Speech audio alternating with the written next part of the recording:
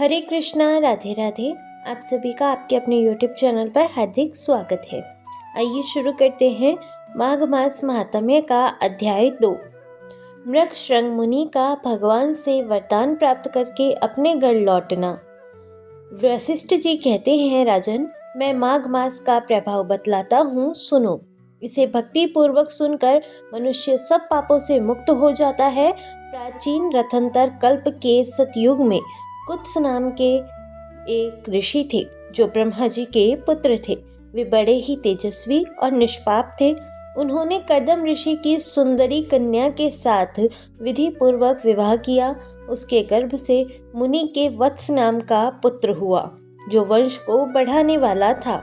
वत्स की 5 वर्ष की अवस्था होने पर पिता ने उनका उपनयन संस्कार करके उन्हें गायत्री मंत्र का उपदेश किया। अब वे ब्रह्मचर्य का पालन करते हुए भृगुकुल में निवास करने लगे। प्रतिदिन प्रातःकाल और सायंकाल अग्निहोत्र तीनों समय स्नान और भिक्षा के अन्न का भोजन करते थे। इंद्रियों को काबू में रखते, काला मृग चर्म धारण करते और सदा स्वाध्याय में संलग्न रहते थे। पैर से लेकर शिखा तक लंबा पलाश का डंडा जिसमें कोई छेद न हो लिए रहते थे। उनके कटी भाग में मूंज की मेखला शोभा पाती थी। हाथ में सदा कमंडलू धारण करते, स्वच्छ कौपीन पहनते, शुद्ध भाव से रहते और स्वच्छ यज्ञोपवीत धारण करते थे। उनका मस्तक समिधाओं की भस्म से सुशोभित था। वे सबके नयनों को प्रिय जान पड़ते थे। प्रतिदिन माता पिता, गुरु, आचार्य, अन्यान्य बूढ़े बूढ़ों, सन्यासियों तथा ब्रह्मवादियों को प्रणाम करते थे। बुद्धिमान वत्स ब्रह्मा यज्ञ में तत्पर रहते और सदा शुभ कर्मों का अनुष्ठान किया करते थे। वे हाथ में पवित्री धारण करके देवताओं, ऋषियों और पितरों का तर्पण करते थे। फूल, चंदन और गंध आदि को कभी हाथ से छूते भी नहीं थे। मौन होकर भोजन करते, मधु, पिनियाक और खारा नमक नहीं खाते थे। खड़ाऊ नहीं पहनते थे तथा सवारी पर नहीं चढ़ते। शीशे में मुंह नहीं देखते। दंत धावन, तांबूल और पगड़ी आदि से परहेज करते थे। नीला, लाल तथा पीला वस्त्र, खाट, आभूषण तथा और भी जो वस्तुएं ब्रह्मचर्य आश्रम के प्रतिकूल बताई गई है, उन सब का वे स्पर्श तक नहीं करते थे। सदा शांत भाव से सदाचार में ही तत्पर रहते थे। ऐसे आचारवान और विशेषतः ब्रह्मचर्य का पालन करने वाले वत्स मुनि सूर्य के मकर राशि पर रहते माघ मास में भक्ति पूर्वक प्रातः स्नान करते थे। वे उस समय विशेष रूप से शरीर की शुद्धि करते थे। आकाश में जब इने गिने तारे रह जाते थे, उस समय ब्रह्म वेला में तो वे नित्य स्नान करते थे और फिर जब आधे सूर्य निकल आते, उस समय भी माघ का स्नान करते थे।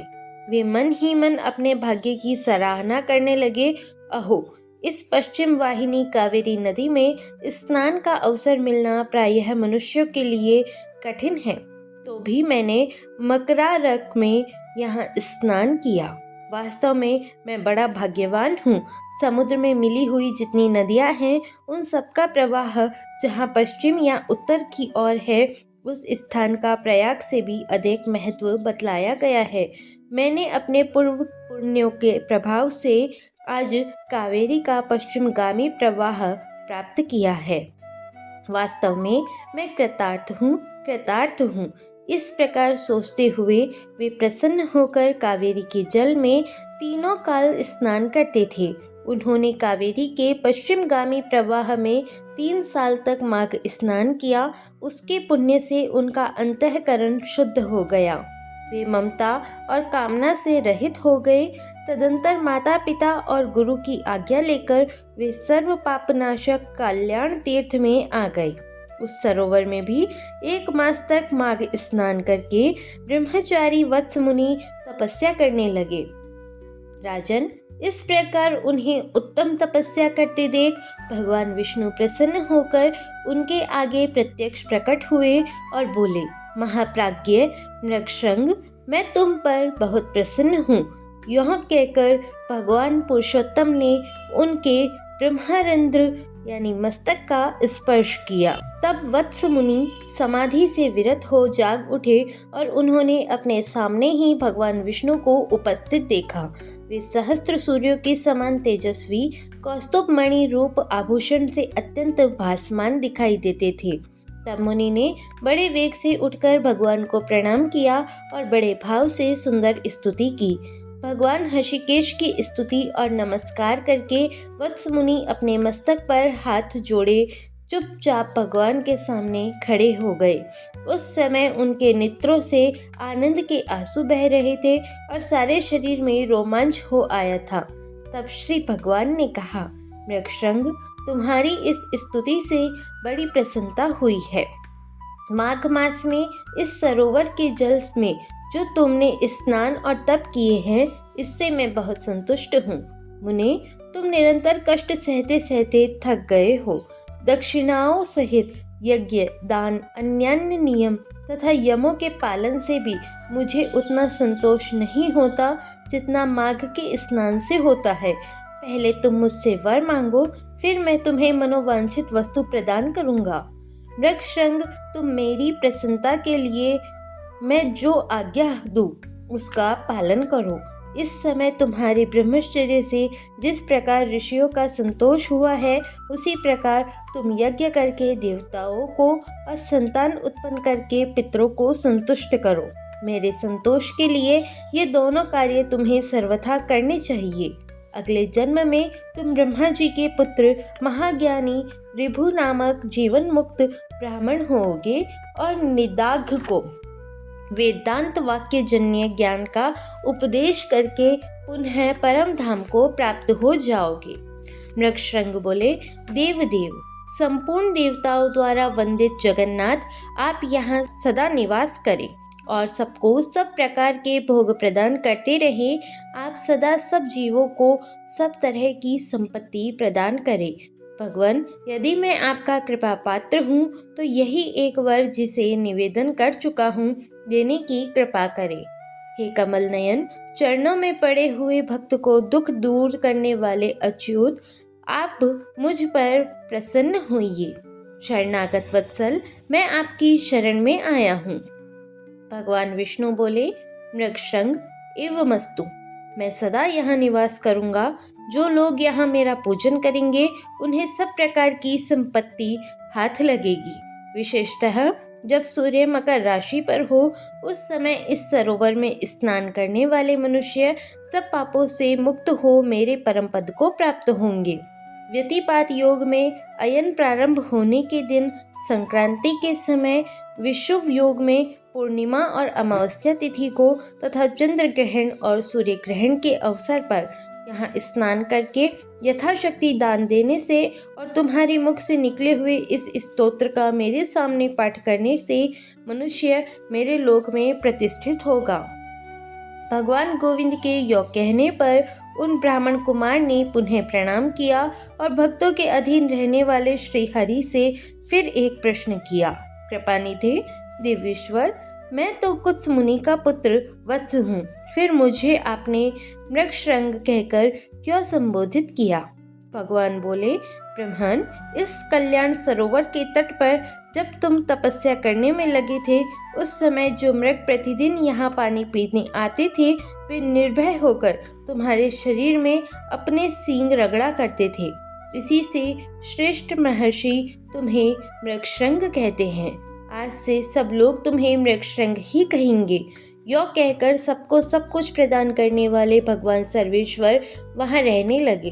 तदंतर मृगशृंग मुनि ने भगवान का पूजन किया और उनकी आज्ञा लेकर वे उस पर्वत से चले गए। संसार का उपकार करने के लिए उन्होंने गृहस्थ धर्म को स्वीकार करने का निश्चय किया और अपने अंतःकरण में निरंतर वे आदि पुरुष कमल नयन भगवान विष्णु का चिंतन करने लगे।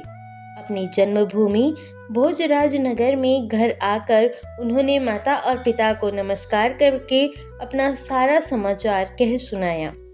माता पिता के नेत्रों में आनंद के आंसू छलक आए। उन्होंने पुत्र को छाती से लगाकर बारंबार उसका मस्तक सूंघा और प्रेम पूर्वक अभिनंदन किया। वत्स अपने गुरु को प्रणाम करके फिर स्वाध्याय में लग गए। पिता, माता और गुरु तीनों की प्रतिदिन सेवा करते हुए उन्होंने संपूर्ण वेदों का अध्ययन किया और गुरु की आज्ञा ले विधि पूर्वक व्रत, स्नान और उत्सर्ग का कार्य पूर्ण किया। तत्पश्चात महामना मृगशृंग अपने पिता से इस प्रकार बोले, तात, पुत्र की उत्पत्ति के लिए पिता और माता को जो क्लेश सहने पड़ते हैं उनका बदला 100 वर्षों में भी नहीं चुकाया जा सकता। अतः पुत्र को उचित है कि वह माता पिता तथा गुरु का भी सदा ही प्रिय करे।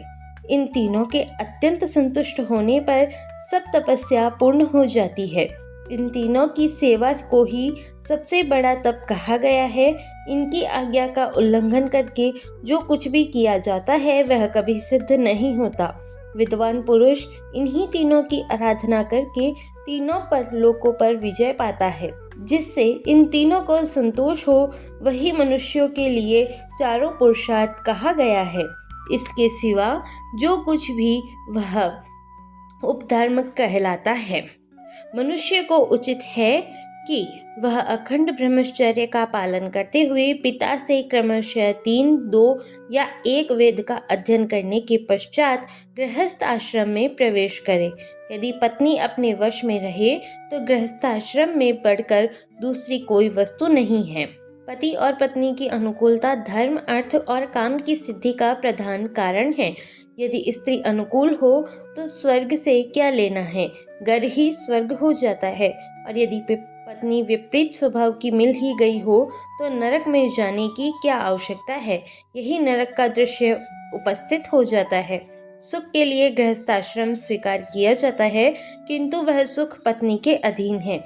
यदि पत्नी विनयशील हो तो धर्म, अर्थ और काम की प्राप्ति निश्चित है। जो गृह कार्य में चतुर, सनातनवती, पतिव्रता, प्रिय वचन बोलने वाली और पति के अधीन रहने वाली है, ऐसी उपयुक्त गुणों से युक्त नारी स्त्री के रूप में साक्षात लक्ष्मी है। इसलिए अपने समान वर्ण की उत्तम लक्षणों वाली भार्या से ही विवाह करना चाहिए। जो पिता के गोत्र अथवा माता के सब पिंड वर्ग में उत्पन्न न हुई हो वह स्त्री विवाह करने योग्य होती है तथा उसी से द्विजों के धर्म की वृद्धि होती है। जिसको कोई रोग ना हो, जिसके भाई हो, जो अवस्था और कद में अपने से कुछ छोटी हो, जिसका मुख सौम्य हो तथा जो मधुर भाषण करने वाली हो, ऐसी भार्या के साथ द्विज को विवाह करना चाहिए। जिसका नाम पर्वत, नक्षत्र, वृक्ष, नदी, सर्प, पक्षी तथा नौकरों के नाम पर न रखा गया हो, जिसके नाम में कोमलता हो, ऐसी कन्या से बुद्धिमान पुरुष को विवाह करना चाहिए। इस प्रकार उत्तम लक्षणों की परीक्षा करके ही किसी कन्या के साथ विवाह करना उचित है। उत्तम लक्षण और अच्छे आचरण की कन्या पति की आयु बढ़ाती है। अतः पिताजी, ऐसी भार्या कहाँ मिलेगी? उसने कहा, परम बुद्धिमान मृगशृंग, इसके लिए कोई विचार न करो। तुम्हारे जैसे सदाचारी पुरुष के लिए कुछ भी दुर्लभ नहीं है। जो सदाचारहीन, आलसी, माघ स्नान न करने वाले, अतिथि पूजा से दूर रहने वाले, एकादशी को उपवास न करने वाले, महादेव जी की भक्ति से शून्य, माता पिता में भक्ति न रखने वाले, गुरु को संतोष न देने वाले, गौओं की सेवा से विमुख, ब्राह्मणों का हित न चाहने वाले, यज्ञ, होम और श्राद्ध न करने वाले, दूसरों को न देकर अकेले खाने वाले, दान, धर्म और शील से रहित तथा अग्निहोत्र न करके भोजन करने वाले हैं, ऐसे लोगों के लिए ही वैसी स्त्रियां दुर्लभ है। बेटा, प्रातःकाल स्नान करने पर माघ का महीना विद्या, निर्मल कीर्ति, आरोग्य, आयु, अक्षय धन, समस्त पापों से मुक्ति तथा इंद्रलोक प्रदान करता है। बेटा, माघ मास सौभाग्य, सदाचार, संतान वृद्धि, सत्संग, सत्य, उदार भाव, ख्याति, शूरता और बल सब कुछ देता है। कहाँ तक गिनाऊं, यह क्या क्या नहीं देता। पुण्यात्मन, कमल के समान नेत्रों वाले भगवान विष्णु माघ स्नान करने से तुम पर बहुत प्रसन्न है। वशिष्ठ जी कहते हैं, राजन, पिता के ये सत्य वचन सुनकर मृगशृंग मुनि मन ही मन बहुत प्रसन्न हुए।